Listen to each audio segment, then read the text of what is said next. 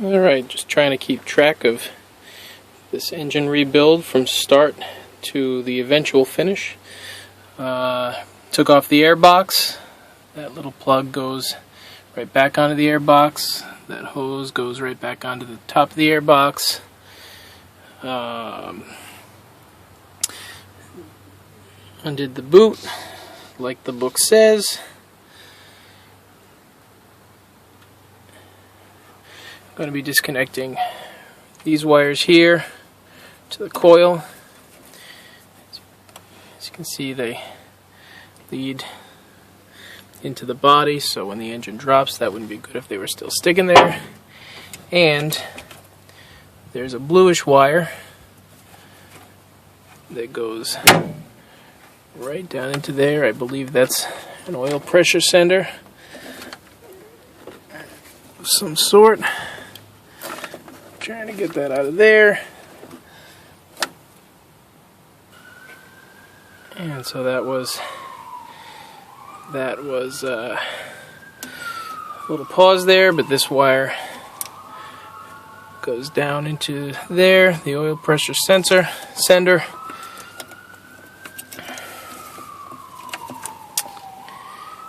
And that sender wire is bluish green. I'm going to move this back over here, out of the way.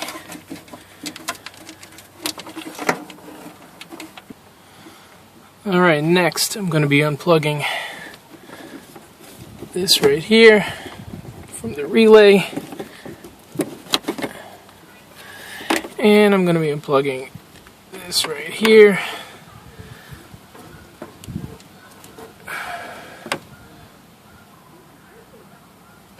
That from there.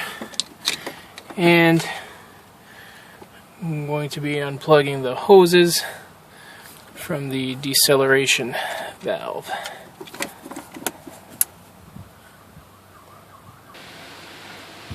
And that's what this looks like right there.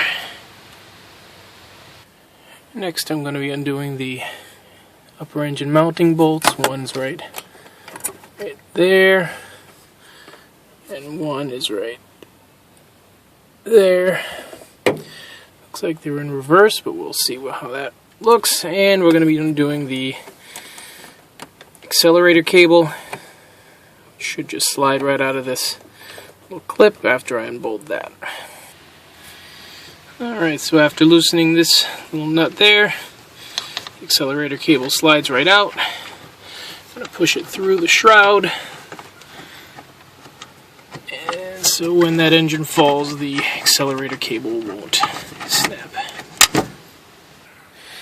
Not that it's a big deal, but I just disconnected that hose clamp right there to be able to get a little better access to the engine mount bolt, but I don't think it worked too well. Alright, well, the bolts are loosened. Not as bad as I thought it would be. Let's see what the next step is. Alright.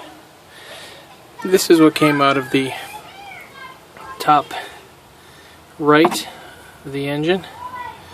Not sure if that's correct. Zero in, but that's what came out, and it was facing this way. Alright, here's what I got from the left-hand side. I just went behind the shroud over here with a wrench, a little bit of duct tape on it to catch the bolt, and came out nice and easy. Lots of oil around them. Not sure if that's typical, but here we are. So let's check out the next steps. One step I forgot was to disconnect the brake booster hose. So I'm going to do that now. And there's what it looks like. There's where it goes, right down in there. Wondering where this vacuum tube goes. Doesn't seem like it has a port that it goes into. I'm sure I'll find it as I dig around a little bit more. Alright, next steps were to, looked like, plug the lines, crimp the gas lines, lift off the heaters, the heater flaps, so when the engine drops it doesn't pull them with them.